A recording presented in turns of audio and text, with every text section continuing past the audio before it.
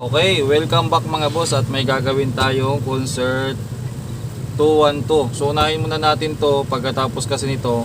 Yung isang concert din na mas matagal trabaho, inuna lang natin to kasi pakiramdam ko lang naman, hindi pa ako sigurado. Pakiramdam ko lang madali kong magagawa to. Sana magkatotoo yung pakiramdam natin. So lagyan natin ng speaker. May FM naman to kahit hindi na natin ano. So dito na sa gilid yung speaker natin. Lagay na muna natin sa ano. Actually, dinala to ng mayayari, may kasamang speaker. Pinaiwan ko na lang kasi, pinadala ko sa kanya pabalik kasi hindi naman kailangan. So, lagyan natin ng speaker muna. So, yung speaker natin, ayan na. Okay. Saksak ko na muna dito. Sabi ng may-ari kasi may power, walang sounds. Ayan. Auxiliary, try natin ng FM. Wala nga. Balance. Pero may narinig akong kaluskos. Volume.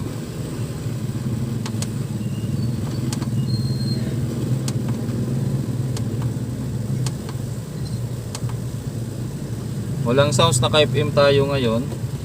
Try natin sa kabilang ano.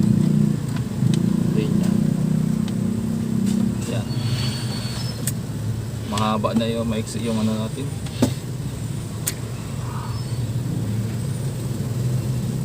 Wala rin mga boss, wala ring sounds. Ngayon bubuksan natin. Tingnan natin kung anong meron dito sa loob.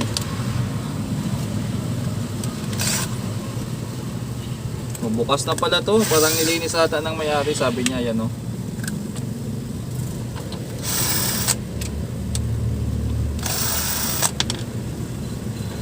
Okay, dito na yung tornilyo.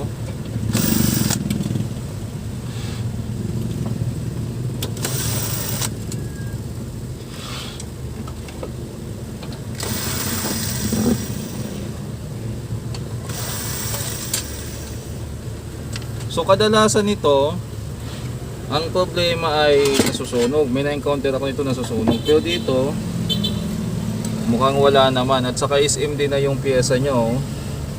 Ito yung pinaka ano niya, auxiliary, meron siyang line out, ayan. Dito. Tapos ito yung output.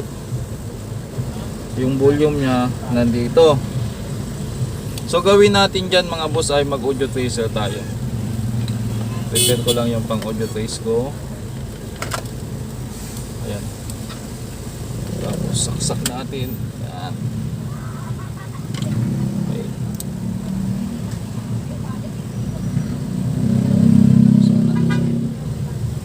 Ito yung pang audio trace natin. Kaya lang ihinang ko pa pala. Nakalimutan ko lagyan ng clip. Nako po.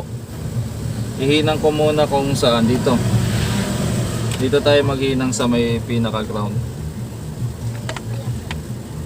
Okay, naka-off naman yung power ng ano.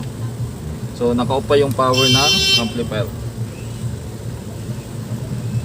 Mismong body ground to ng volume.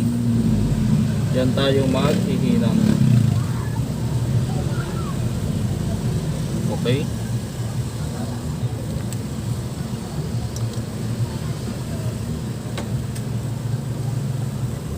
Volume. Naka-volume na ba to? Okay, power on natin. Saksak natin yung ano. Yan. Tapos ilipat ko muna siya sa ano yun?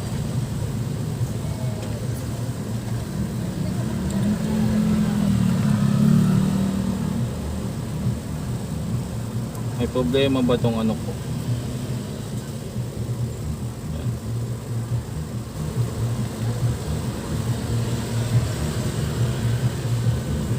Dito tayo yan. Pinaka volume. Wala mga boss ah. Double check ko muna yung audio tracer ko kung gumagana.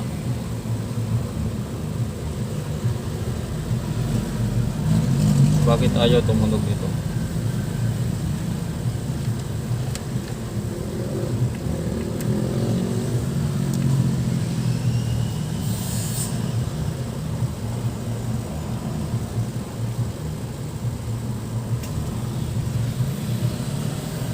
natin, try nating input naman ng ano, DVD. Ayan.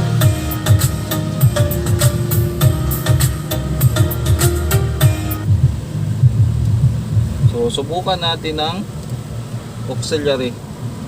Baka sakali. Line, ito, aux. Check muna natin yung audio tracer natin kung gumagana. Ayun, gumagana. Ngayon, lipat ko ulit dito sa auxiliary. Ayan. Ayan, auxiliary. So nakasagad na yung volume, may speaker pa rin tayo dyan mga boss. Ilayo natin para kita nyo. So tingnan natin kung nakarating sa volume. Dito muna sa input. Meron. Tapos inject tayo dito sa volume. Wala.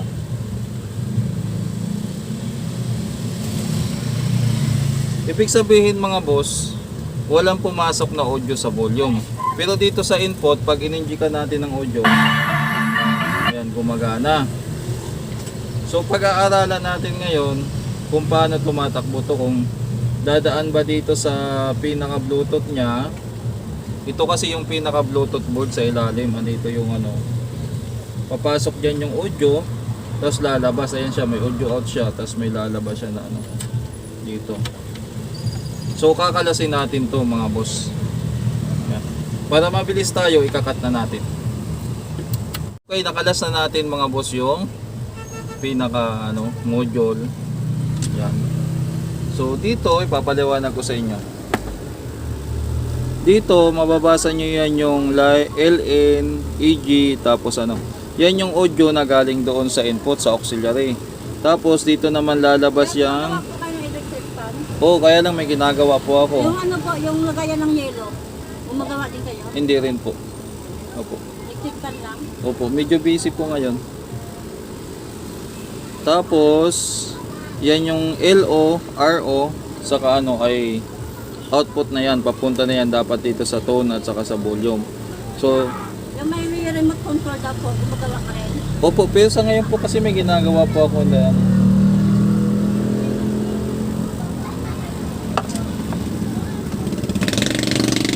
so may customer na nagtatanong, kaya lang tuloy na natin.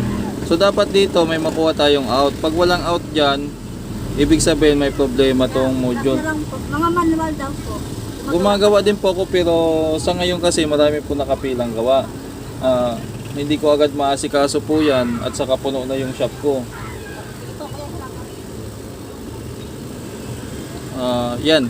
So tuloy natin kasi may customer naka-kotse. Ayan o, yung dulo lang ng kotse papakita natin. Baka makita yung mukha na, kaya hindi naman natin pinalam. So tuloy tayo, dito tayo mag-i-inject ng audio ngayon. Yan. Tapos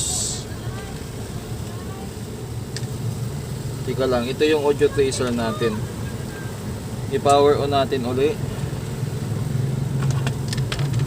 Tanggalin ito.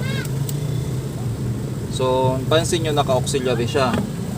So usually dapat yung audio niya meron dito sa input. Bakit wala? Natapos na yung kanta. Inject natin dito.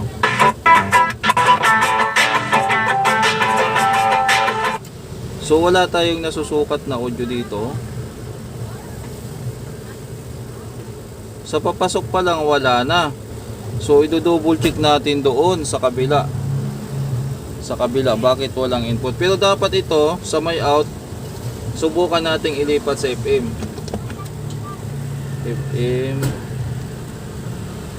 Yan, naka FM tayo. So dapat itong output niya may FM output din. Try natin ha. Wala din mga boss. Kasi itong input para sa auxiliary. Pero dapat may output siya dito kasi naka FM na tayo. So possible na may problema tong yan, naglulus ata or ano. So may problema tong pinaka Bluetooth niya. So hindi naman siya totally na walang supply kasi ayan umiilaw. Tapos ito kung titingnan nyo yung flex niya or kaya yung ribbon niya, nagpa-function naman kasi kung ano, may display naman siya yan. Kasama na kasi dito yan sa ano eh, yung display niya. Kasama yan dito sa command ng ano yan, galing dito. So problema natin is wala ding output sa FM. Ayan. Hindi ba naka-mute? Baka may mute to na ano. Wala bang mute? Walang mute dito eh. Okay. So ang tanong na lang natin, bakit hindi rin siya gumagana sa auxiliary? Tingnan natin. Wala oh. At saka ba't walang line output to? Naguluhan ako doon ah. Ito yung output niya. Yan.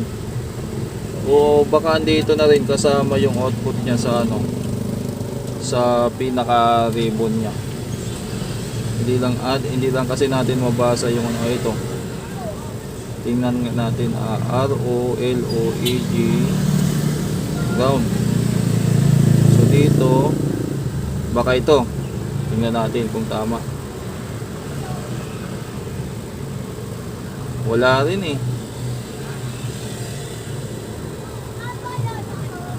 So possible na wala talaga yung output niya mga boss. Pero try muna natin kung mapa-audio natin dito kung gagana siya.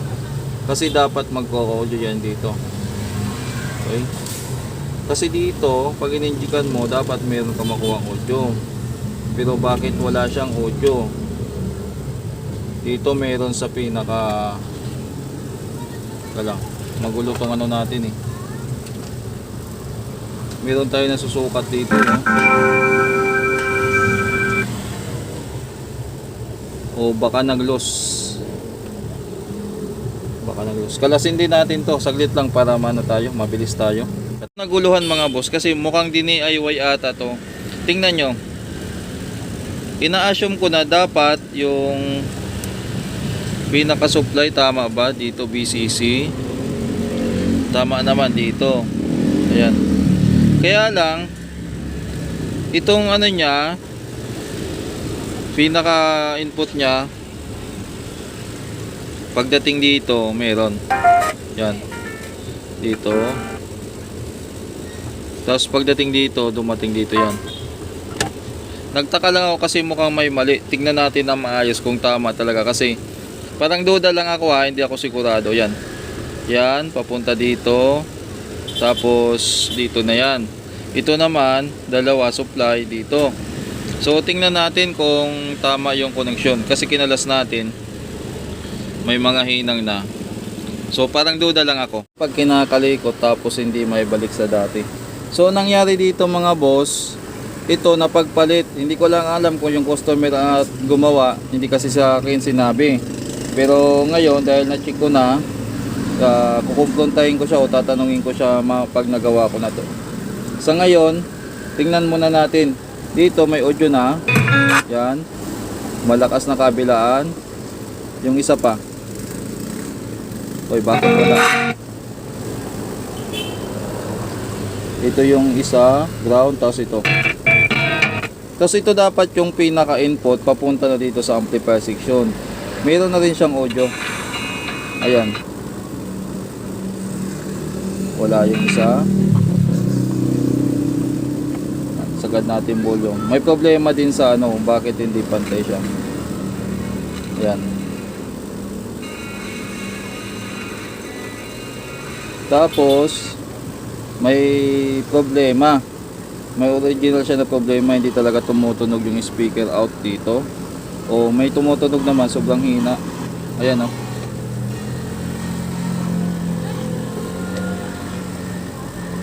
Sagad natin o ano. Wala. Kausapin ko yung may-ari nito.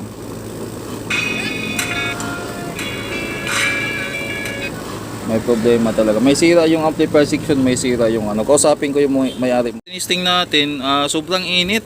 At napansin ko na ano, basag ang tunog, mahina at basag. Sinilip ko tong ano, may nakita kong pyesa na sunog. Ayan oh, patay tayo dyan. Pahirapan ang paghanap ng value niyan. Lalo na kung ano, ayan oh. Sisilipin natin ng gusto kung anong value niyan. pahirapan. Tapos ito, duda ako kasi nakapa-repair din ako ng KCS. Hindi ganito kalaki yung transistor dati. So mukhang pinalitan na ng malalaking transistor, oh. Kausapin ko yung may-ari kung anong nangyari dito. Kasi ang mga ganito ay SMD na yung pyesa at medyo pahirapan po to ayusin. Ayan nga, pati nga ano, pati transistor, resistor ata na ano, pinalitan eh. Yan. Mahirap kasi mag-upgrade ng ano. Tingnan natin kung tama yung value na kinabit. Kasi nakalagay nga naman sa board, pwede siya palitan na malaki. Kaya lang, pag nagkamali ka ng palit dito, so bago ko kalikutin to ng tuluyan, kausapin ko na masinsinan muna yung may-ari nito. Nakausap ko na yung may-ari, so gawin natin dito ay kalasin natin to. Tapos check upin natin yan, pag-aralan natin yan kung anong kapareho dito sa kabila. Tika lang, malaki kamay ko eh. Tapos kalasin din natin tong ano, output kasi sobrang init. Check natin baka may sira dyan o kung tama ba yung value na nilagay. Hindi rin din alam ng may-ari o yung nagdala kasi sabi niya parang pinagawa ata ng kapatid niya o hindi niya alam kung pinagawa sa iba ng kapatid niya o kung ano nangyari. Sige, try ko na lang mga boss. Dito mga boss, tinanggal na natin yung sunog dyan. Yan pala, na-discovery ko ay base resistor kasi trinace natin yung linya from dito to dito. Tama ba yung ano natin? Ito ata. Yan. So ayan, 1 ohms yung pinaka resistance nya. Ito tinister ko din to kasi yung isa, ang may base resistor lang dito ay yung pinaka NPE nya. So tingnan nyo yung reading nya, nasa 10k na yun, dumulas pa.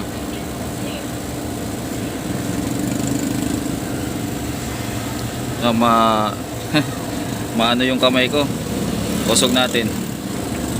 So pati itong isa, itong 330 na ang code nya ay 33 ohms, ang reading nya dito ay nasa K na. So sira na rin yan. Ito yun, no?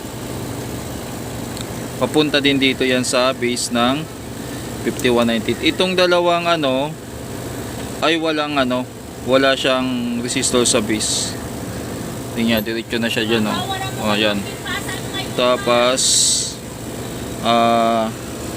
ganoon din tong kabila, diretso din dito sa driver transistor nya. Ayan. So dalawang base resistor ang nasunog, maliliit lang. Kakalasin ko yung isa, tapos maghahanap ako ng pamalit nyan. Available na SMD, kaya yan na lang ang ginawa ko mga boss. So yan. Pero tsaka ako meron naman magbabash sa akin ito, so bahala na kayo magbash. Normal naman yan yung bashing eh. Lahat naman ay may may masabi lang. Parang ganun. So sa mga bit followers natin, ang gagawin natin dyan, itong dalawa ay base resistor ng NPN transistor, both channels. So check upin muna natin yung bias bago natin kasa yung power transistor. Chinik ko naman yung power transistor, good naman. Check lang natin yung biasing kung okay na. Nakasaksak pa ba ito? Ayan.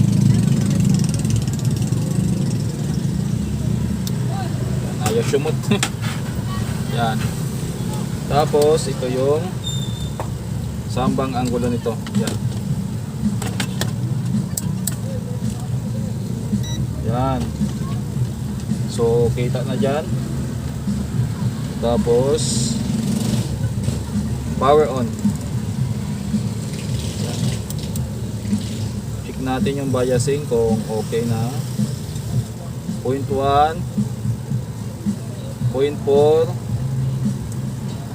0.4. Ulitin natin to kasi mukhang ano, hindi tugma yung reading natin. So may problema dito. 0.1 dito sa kabila, oh. Yan, itong kabilang channel good na. Yan, 0.4 yung ano. Pero ito 0.1 yung naririnig natin. So check upin pa natin tong isang linya. Bakit wala siyang bias? Itong isa good na dito. Dito sa kabila wala. Ulitin nga natin, baka nagkamali lang tayo ng inject. Wala talaga. So double check natin ulit yan. May sira pa palang transistor dito. So may something pa dito kaya isa-isahin ko to hanggang sa ma-double check ko. Lalo na dito parang duda ako dito sa ano. Wala pa ring bias dito. Dito meron naman pero may shorted. Napalitan ko na, ayan oh. Malaki na nga lang inilagay natin. Dito naman dahil maliliit to eh.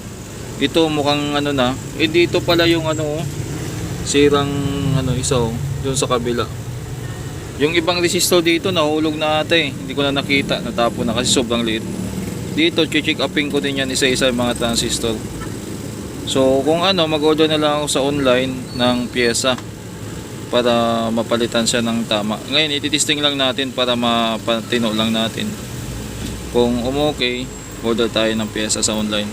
Mapapansin nyo mga boss, ayan, may mga SMD resistor o at saka transistor na sira. Dito sa kabila mayroon ding isa na find out ko ngayon. Ito yung tester natin. Okay na yung biasing niya, meron na siyang reading kabila ano. Ayan, mapapansin nyo may reading na. Ngayon hindi naman ako komportable na ganyan lang yung gagawin ko. Siguro ano, mag-order na lang ako sa online ng pamalit na SMD para malinis tingnan. Try ko. Yan, okay. Okay, ito na yung in-order nating pyesa. So tingnan natin kung tama, para kung sakali pwede nating i-return. So nag-order tayo ng ano ba yun? G1 at saka ano natin? G1. Ito naman ay 2L. Malabo no? 2L at saka G1 yung in-order natin.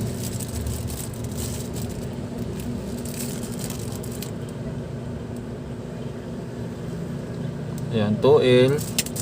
Itong isa ay G1.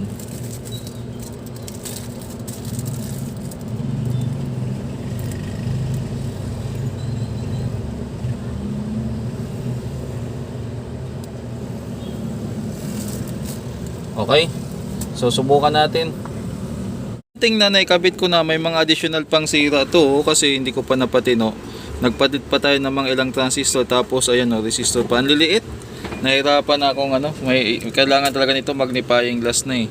Ito lang yung panlaban ko. Kaya lang tumunog na siya. May problema itong mga pihitan. Katulad nito, sana ba yung pinakamaingay? Yan. So kinausap ko yung may-ari na palitan na lang lahat para okay na, para sure na. So yun na lang mga pitan, kakalasin natin tapos ano.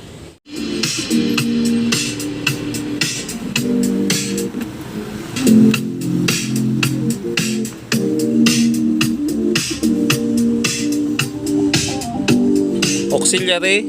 So subukan naman natin sa FM. Yan. Baka makapiright tayo. Yung microphone, subukan naman natin yung microphone. Okay. Hello. Volume tayo.